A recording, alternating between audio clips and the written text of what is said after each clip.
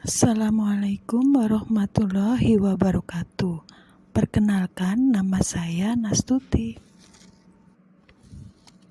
Saya mengajar mapel biologi kelas 11 di SMA Negeri 3 Cilacap. Saya akan menerangkan tentang sistem pencernaan pada manusia. Selamat menikmati.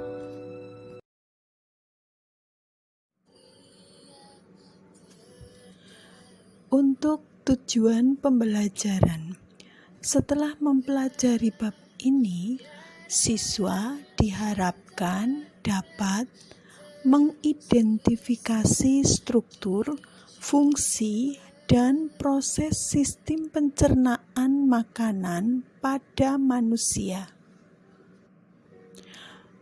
Mengaitkan struktur, fungsi, dan proses sistem pencernaan makanan pada manusia. Mengidentifikasi gangguan atau kelainan yang terjadi pada sistem pencernaan makanan. Kemudian yang terakhir, memberi contoh teknologi yang berhubungan dengan sistem pencernaan makanan. Manusia memerlukan makanan untuk kelangsungan hidupnya.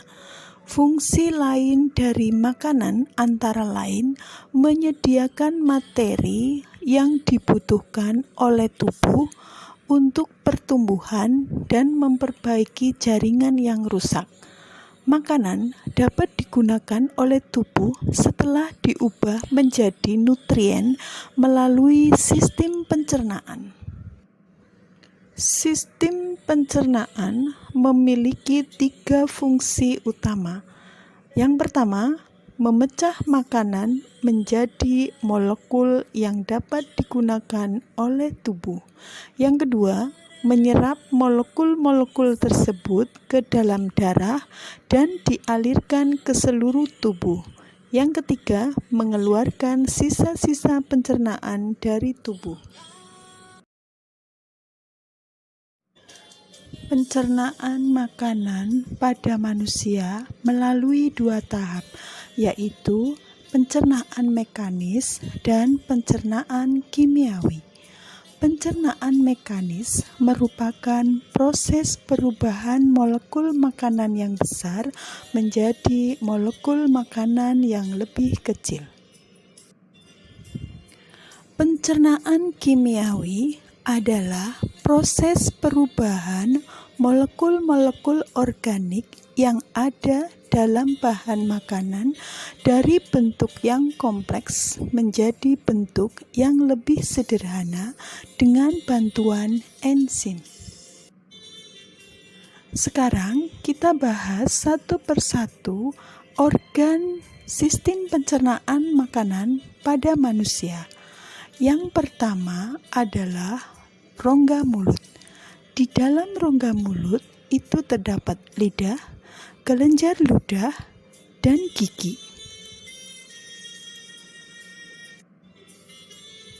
Lidah tersusun oleh otot lurik yang diselubungi oleh selaput mukosa. Pada lidah terdapat papila-papila yang merupakan indera pengecap. Gerakan lidah berfungsi untuk membantu mencampur makanan dengan ludah dan mendorongnya masuk ke esofagus. Selanjutnya adalah esofagus atau kerongkongan. Kerongkongan berupa tabung otot yang panjangnya sekitar 25 cm yang memanjang dari akhir rongga mulut hingga lambung. Kerongkongan terdiri dari 1/3 otot lurik dan 2/3 otot polos. Dalam kerongkongan terjadi gerak peristaltik yang mendorong makanan dari rongga mulut menuju lambung. Lambung. Sphincter kardial atau lubang lambung selalu dalam keadaan tertutup, akan tetapi secara refleks akan terbuka bila ada makanan yang masuk. Lambung berupa kantung besar yang terdiri dari bagian-bagian berikut. Pertama, kardia terletak di sebelah atas dekat jantung. Yang kedua, fundus, bagian yang membulat dan terletak di tengah. Dan yang ketiga adalah pilorus, bagian yang berada di dekat usus. Kelenjar getah lambung yang terdapat di dinding lambung menghasilkan asam lambung. Asam lambung mengandung HCl, enzim-enzim pencernaan dan mukosa. HCl berfungsi untuk membunuh kuman dan mengaktifkan enzim pepsinogen menjadi pepsin. Pepsin berfungsi untuk memecah protein menjadi protease. Dalam lambung terdapat pula enzim renin yang menggumpalkan kasein susu. Sedangkan moksa atau lendir pada lambung berfungsi untuk melindungi dinding lambung dari abrasi asam lambung. Selanjutnya adalah intestinum atau usus halus. Dalam usus halus, pencernaan lemak dan protein dituntaskan. Hasil dari pencernaan diabsorpsi oleh villi atau jonjot usus halus. Usus halus berupa tabung yang panjangnya sekitar 6,8 meter, terdiri atas 3 bagian. Yang pertama, duodenum, usus 12 jari, panjangnya sekitar 12 cm. Yang kedua, yeyunum, panjangnya sekitar 2,5 cm. Yang ketiga, ileum dengan panjang sekitar 3,6 meter.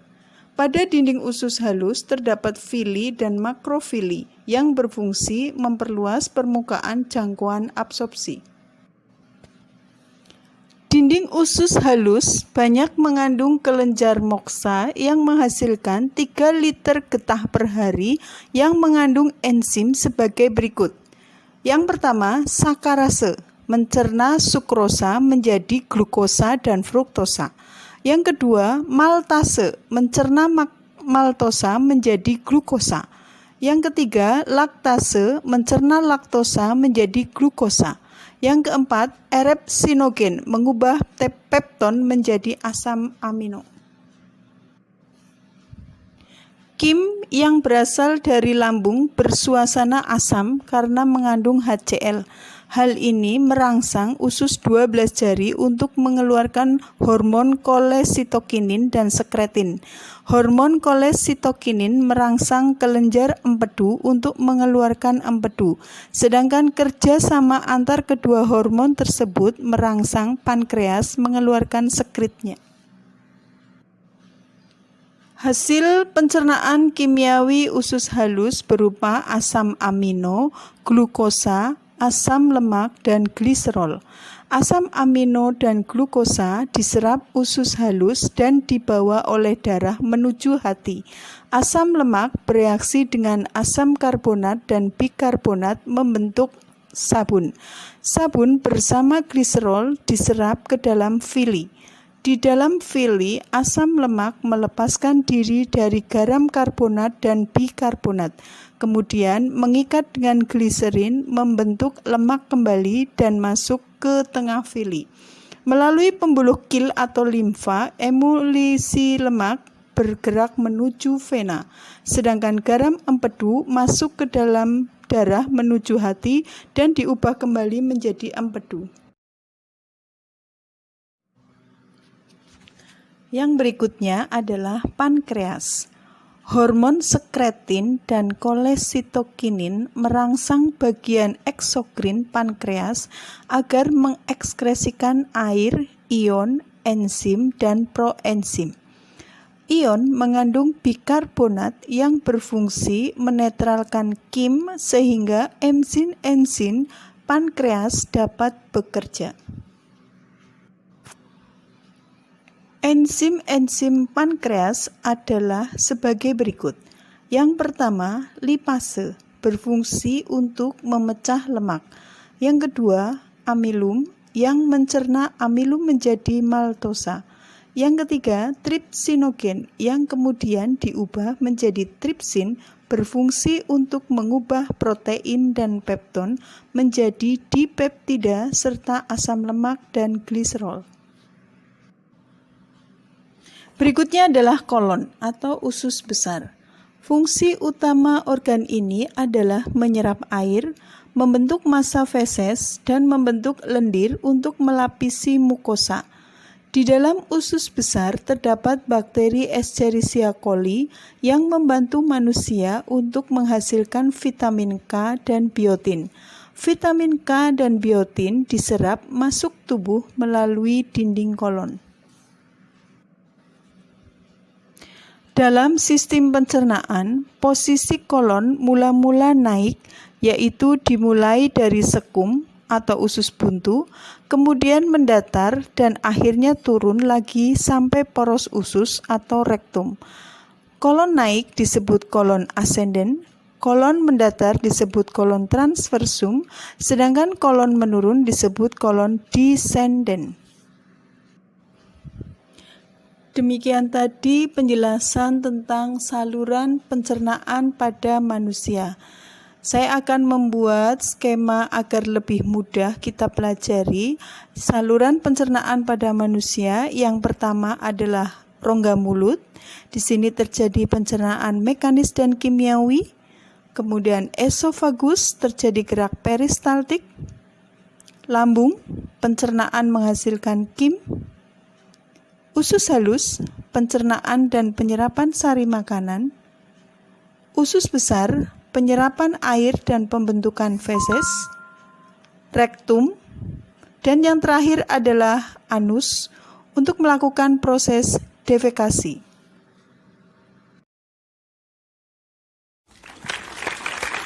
Demikian tadi penjelasan dari saya, semoga bermanfaat. Terima kasih. Wassalamualaikum warahmatullahi wabarakatuh.